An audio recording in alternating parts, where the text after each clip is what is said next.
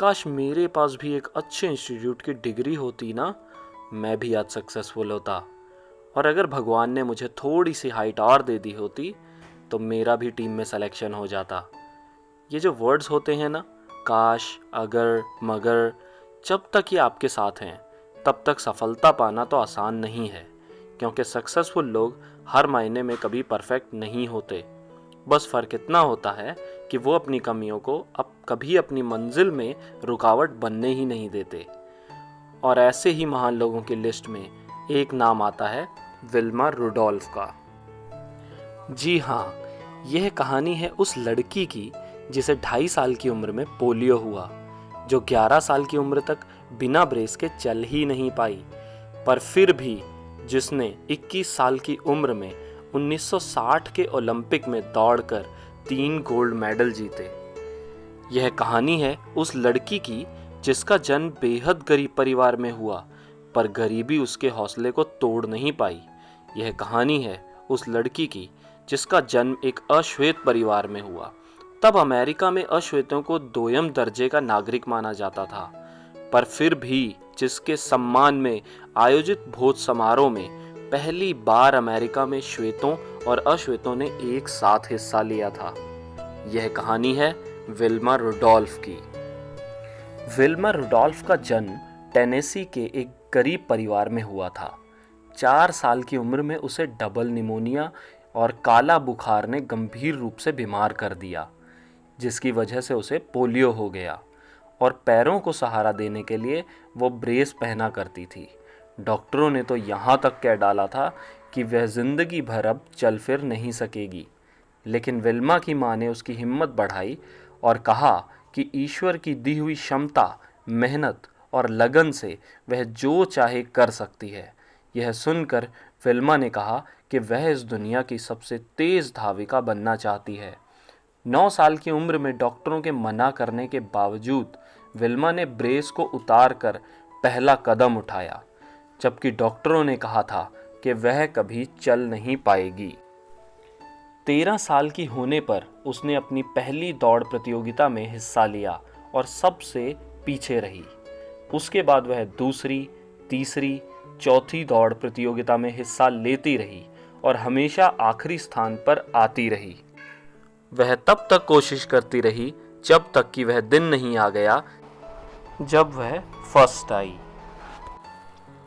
15 साल की उम्र में विल्मा टेनेसी स्टेट यूनिवर्सिटी गई, जहां वह एड टेम्पल नाम के कोच से मिली। विल्मा ने उन्हें अपनी वह ख्वाहिश बताई कि मैं दुनिया की सबसे तेज धाविका बनना चाहती हूँ।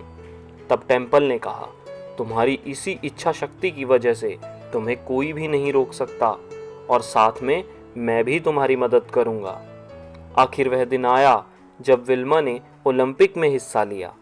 ओलंपिक में दुनिया के सर्वश्रेष्ठ खिलाड़ियों में मुकाबला होता है।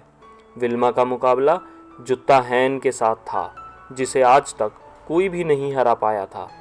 पहली दौड़ 100 मीटर की थी। इसमें विल्मा ने जुत्ता को हराकर अपना पहला गोल्ड मेडल जीता। दूसरी दौड़ 200 मीटर की थी। इसमें विल्मा ने जुत्ता को दूसरी बार हराया और उसे दूसरा गोल्ड मेडल मिला। तीसरी दौड़ 400 मीटर की रिले रेस थी और विल्मा का मुकाबला एक बार फिर से जुत्ता हैन के साथ ही था।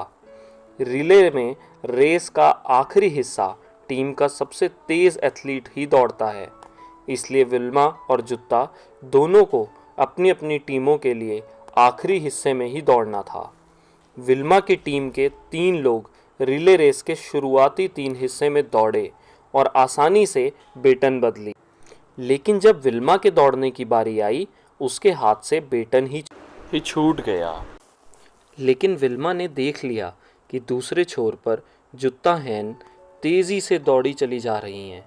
विल्मा ने गिरी हुई बेटन उठाई और मशीन की तरह ऐसी तेजी से दौड़ी कि जुत्ता को तीसरी बार भी हरा दिया और अपना तीसरा गोल्ड मेडल भी जीता। यह बात इतिहास के पन्नों में दर्ज हो गई और एक लकवाग्रस्त महिला 1960 के ओलंपिक में दुनिया की सबसे तेज धाविका बन गई। तो दोस्तों, विल्मा की इस कहानी से हमें क्या सीख मिलती है? यही ना कि क्या फ़र्क है एक विनर और लूज़र में। सिर्फ एक सोच का। जी हाँ, जो इंसान कभी हार नहीं मानता, किस्मत भी उसके आगे घुटने टेक देती है। इसलिए जब कभी भी आपको लगे कि आपके सामने मुश्किलों का पहाड़ है, आपकी किस्मत आपका साथ नहीं दे रही है, तो बस विल्मा की इस कहानी को याद कर लीजिएगा और फिर आप अपनी सारी मुश्किलों को आसानी से पार पा लेंगे।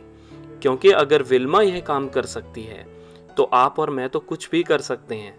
तो दोस्तों, वर्ड वैगन नाम के इस YouTube चैनल पे आपको दूसरी वीडियोस के साथ साथ हम एक मोटिवेशनल सीरीज़ भी शुरू कर रहे हैं।